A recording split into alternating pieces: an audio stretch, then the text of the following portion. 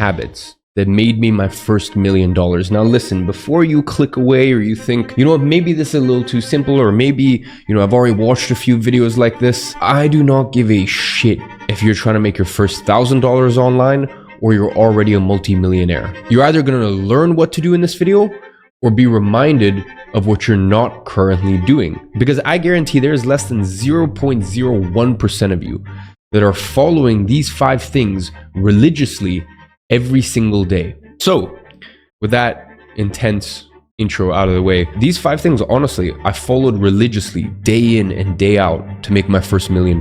And by the way, I'm not gonna sit here and pretend that if you follow these 5 things, you're just gonna start making money out of nowhere. No, you need the right business model, you need the right vehicle. You need to actually find out what way is the best way to make money for me, because we're all different. So I'll go ahead and leave a link down below to the updated 2024 version of the best business model to follow this year.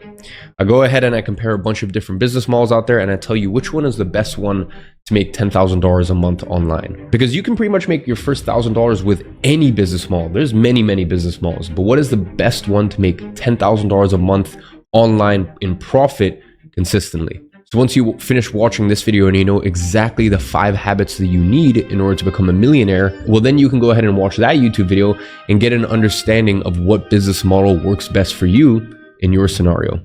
So the first habit that helped me make my first $1 million is laying out my clothes the night before. Crazy, I know, like what a shocker. Listen, before you try to downplay some of these stuff, ask yourself, it seems simple, am I doing it? Because more than likely you're not. Why is it that when you're in the army, you lay out your clothes the night before? So that way you can spring out of bed and you don't have to think about anything. And that's the exact same. I actually have 2 sets of clothes laid out. I have my gym clothes. So I have, okay, I'm going to wake up and I'm going to train in the morning. And listen, throughout the years as I became a millionaire, then a multi-millionaire, and then a deca millionaire, I've tried different things. I've tried training at night. I've tried training in the day. I've tried training midday. Sometimes I train twice a day. You know, I mix things up. But to make my first million, I train first thing in the morning every single day. So I would have my gym training stuff. So that way when I woke up, because when you wake up, it can be cold a lot of the time. You know, I grew up in London, so it's cold, dreary. You don't want to get out of bed. And anything that mentally stops you or any little piece of extra thinking you need to do in the morning is very dangerous. So that's why go ahead and lay out your gym clothes the night before. Then when I came back from the gym, I actually had my next set of clothes laid out, which is just my normal day-to-day working clothes. For you, maybe that's your office clothes, your school clothes, whatever it is. The point is, it is your uniform for the day. You know, whether you have an online business or whatever stage you're at with your career, it's your uniform for the day. I really can't explain how important your morning is and that it's a very fragile time of the day for you. You really need to be careful about making too many decisions first thing in the morning. You know, everyone famously knows that guys like Mark Zuckerberg, Steve Jobs, they pretty much wear the same thing again and again every single day. So that way it eliminates decision fatigue. You know, they don't need to think about, oh, what clothes should I wear today? And by the way, I think you should have maybe not that same philosophy, but where it's the exact same thing, but just simple stuff. I just have, you know, if I don't have any meetings outside the house, like for example, for today, I just wear a simple t-shirt, some trousers, and some shoes, and that's it. It's just very easy stuff to put together. I don't really need to think about it. So eliminate as much decision fatigue as possible. Lay out your clothes the night before. And trust me, I can tell you, especially if you have a tough time waking up, I feel like even just laying out your clothes is just an anchor to yourself. It's just like you've made a little micro promise to yourself. Yeah, I'm gonna wake up tomorrow and I'm gonna train because I've already laid out my training clothes. It's like that first commitment point. Now, the next habit that helped me make my first $1 million was planning out today, the night before. I don't care at what time of the day you sign off. Maybe for you, you know, you sign off work-wise at 6 p.m. and you're not really going to think about work the rest of the night. Maybe you know that you're going to a nice dinner, you're enjoying whatever it is. But the point is, when you finish up with your office work, you know, whether that's you're starting an online business and you know that you're finished with your work blocks for the day, I want you to sign off in whatever way that works best for you. You know, I've tried a bunch of stuff. I've assigned my non-negotiable tasks for the next day, which are just 1 or 2 things that I have to do, non-negotiables, and then 3 to 5 nice to haves. But the point is, if I finish those 1 or 2 non-negotiables, the entire day is a success in my mind. So I've done that, but not scheduled, you know, hour by hour. And then I've gone to the point in the past where I've scheduled literally hour blocks. You know, I'm doing this every single hour and I follow a strict sort of hourly schedule. Things will change for you as time goes on. You'll find the flow that works best for you. You know, these days I just set my 1 or 2 non-negotiables and then the nice to haves, because my schedule is always moving. And I started my first entrepreneurial venture 10 years ago at this point. So I really trust myself to know how to sort of morph and change my schedule depending on whatever the day can throw at me. So as I said, whether that's written on pen and paper, whether that's in the notes section of your phone or your computer, whatever works best for you. There's no right or wrong answer here. The point is, when you finish up your work for the day, go ahead and plan the next day. There's some crazy things that happen while you sleep, and there's some crazy things that happen overnight. Your brain is going to sort of mull over it, and your brain subconsciously is going to start thinking about the problems. And problems, I mean that in a positive way, the challenges, the puzzles that you have to go through the next day, and how you can do it as efficiently as possible. So plan the following day the night before. And that leads perfectly into the third thing that helped me make my first $1 million. And that is never ever wake up and not know what you're going to do in the gym as a workout. And that kind of ties into planning the night before. The night before, I would actually plan my workout. Now, these days in the morning, I do a lot of tennis, I do boxing. You know, I have my coaches, my one-on-one coaches. So they kind of lay out my full protocol. I don't need to do too much thinking there. But yeah, really, it's very, very important that the night before you already know what you're doing in the gym. Once again, this all kind of ties into the fact that your brain is going to be stimulated and it's going to start thinking, okay, I need to do this tomorrow, I need to do that tomorrow, and it's going to start working in the background. And in my experience, it's not going to be a thing that keeps you up or you have tough time sleeping. It's just there and your mind's kind of working in the background to already start, as I said, solving some of these problems, thinking about the workout, how things are structured, etc., etc. So as I said, night before, or at a minimum, at least when you wake up in the morning, plan out your workout. Just make sure you don't go in the gym, you're in the gym, you're looking around, you know, oh, what do I do? Because training takes willpower, and that's already zapped half of your willpower for the next day. Now, the fourth thing, and this was massive for me and still to this day is massive, is turn your phone on airplane mode.